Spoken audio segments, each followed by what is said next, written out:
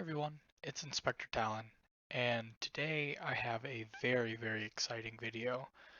Now that we have gone through rail placements and how a cart moves, we can now finally move on to some practical applications and some more advanced wiring. So today we are going to be talking about waterlogged Cartstone, as I have dubbed it. This is probably one of the most important videos if you are interested in getting into cart tech, so I highly recommend watching through the entire video. You may have seen Lumi Thief's MIS system, and he uses a lot of water in his 2.0. I showed him a lot of water tricks and things that we will be discussing. So the fundamental component to this is a mechanic in the game that Methods showed me. It was originally discovered by TunoTune, and that is a single source flowing water. So what do I mean by that? As you can see, the water source is trying to flow to this water source down here, even though there's a rail preventing it from actually flowing any further than the source block. And that is surprisingly useful because water, as you may remember from the slow down in motion video, can give motion to the cart. So I can quickly demonstrate. As you can see, it starts the cart even though the redstone block normally would not allow the cart to start by itself. So if I go here, I can demonstrate that it doesn't start. If I go here, we can also control whether or not the source is flowing by placing or removing water sources from this spot here. So this allows us a level of control when trying to design a system or use water in a system. So one of the more important parts of this, or a very interesting application of this, is that since the water immediately gives the cart motion, this actually gives a crash-proof way of providing motion to a cart. So if the server were to crash, if you have water in contact with the cart, it can start by itself in a system. However, if it's just on straight rails, it will default to the positive axis. So that begs the question, is there a way to prevent it from only going to the positive and being a directional mechanic? Luckily, there actually is. So if you use curved rails, you can have the water move against the way that both curves are pressing out. And in that, by doing so, you actually can create what is effectively a forced direction for the rail. And because it's a curved rail, you'll see that the cart hitbox kind of goes a little bit to the side, and that also allows for you to have further control over the speed of the cart by applying honey, powdered snow, or cobwebs. Because if you remember from the slowdown in motion video, each of those can impact the motion of the cart. So if you see the speed of this cart here, the honey will be a little bit slower. And the powdered snow would be the next slowest, with the cobwebs being the absolute slowest between each of these options. So if we then take this and allow for some practical applications, you can actually make a form of selector panel by using the fact that since the curved rail is always in contact with the honey every two, and also always in contact with a single source flow, you can actually space them out every two and create a system that can toggle whether the source is flowing here or flowing here in the opposite direction and allow for a redirect. So if I place the cart without any slice selected, you'll see that it just goes normally.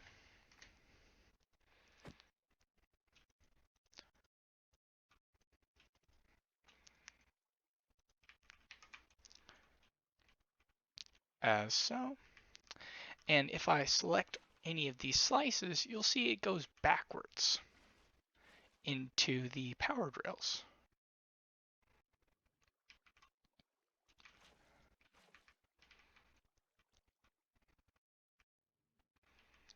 So this allows for a lot in terms of a tileable system that can select a slice without actually needing pistons or some other mechanic to redirect the cart.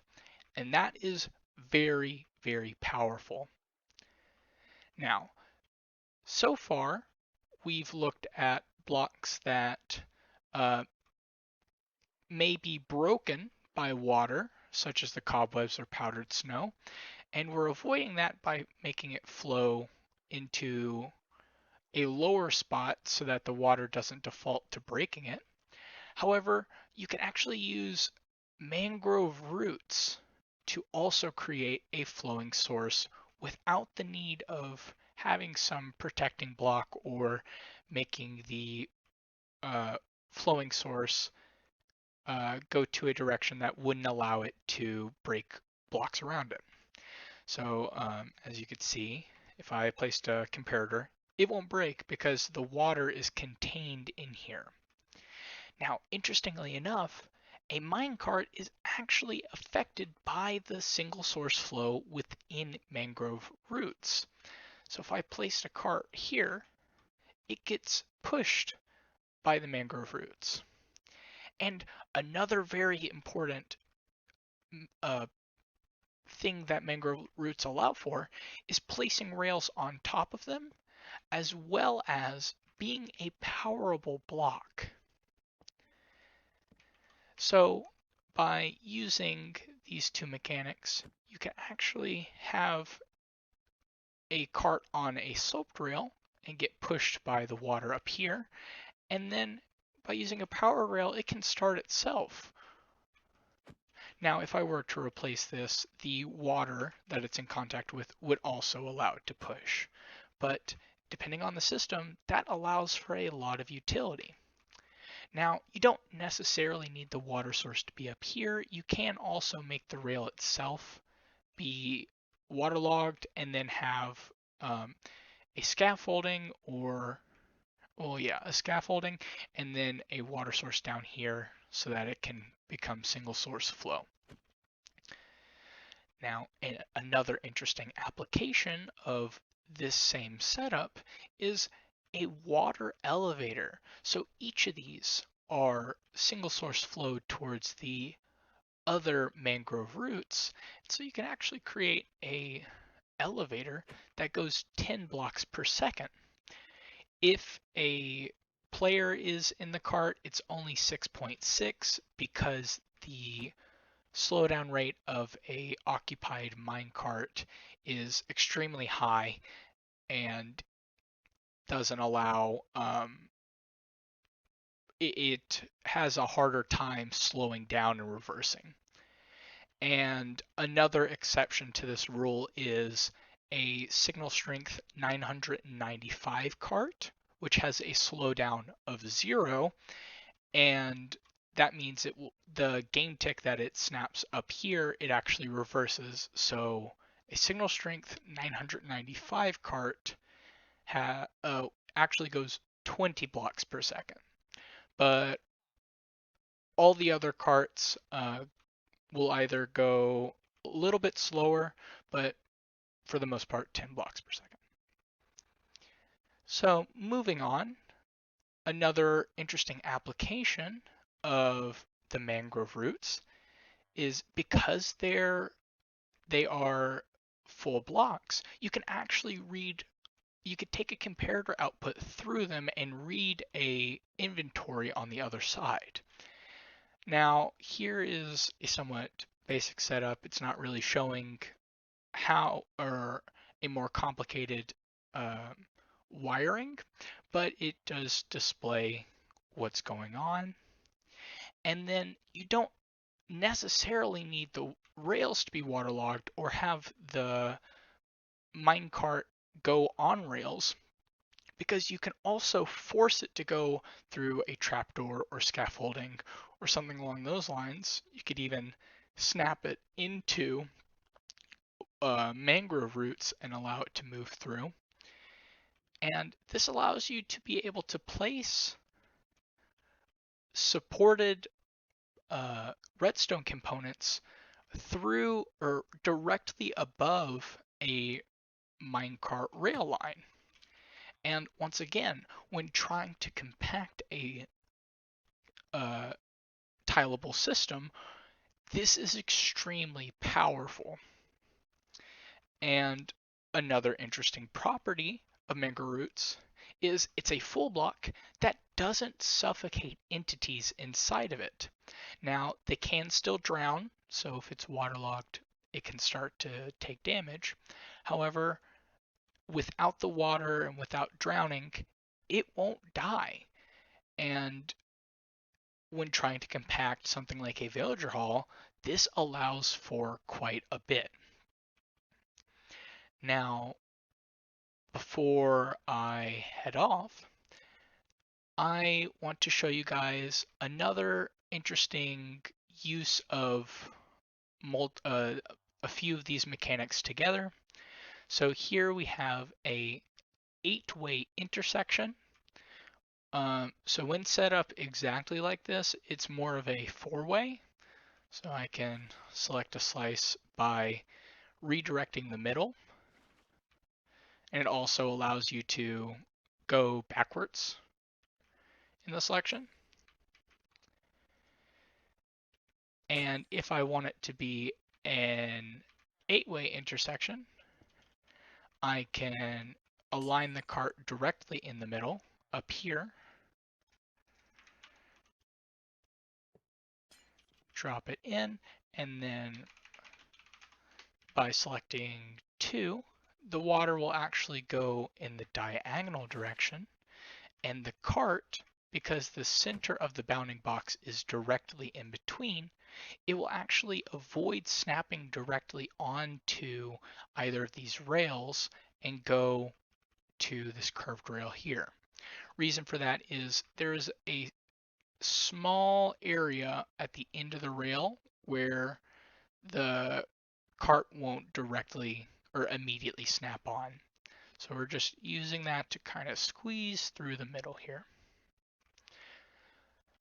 Now, that is all I have for you guys today. I hope you guys enjoyed. This is a very, very useful trick. This also makes it very useful to go back to 112 or the 117 snapshot, where you can get water in the nether and then continue to use these water mechanics in the nether as well. Obviously, that's quite hard if you're already in later versions or something like that, but interesting to note if you're making plans for later on in the server. So with that being said, thank you all for watching. I hope you all have a good day, and don't forget to like, comment, subscribe. If you have any questions, please leave a comment below, or you can go to the Cartchives Discord server, which I will have linked in the description. Thank you.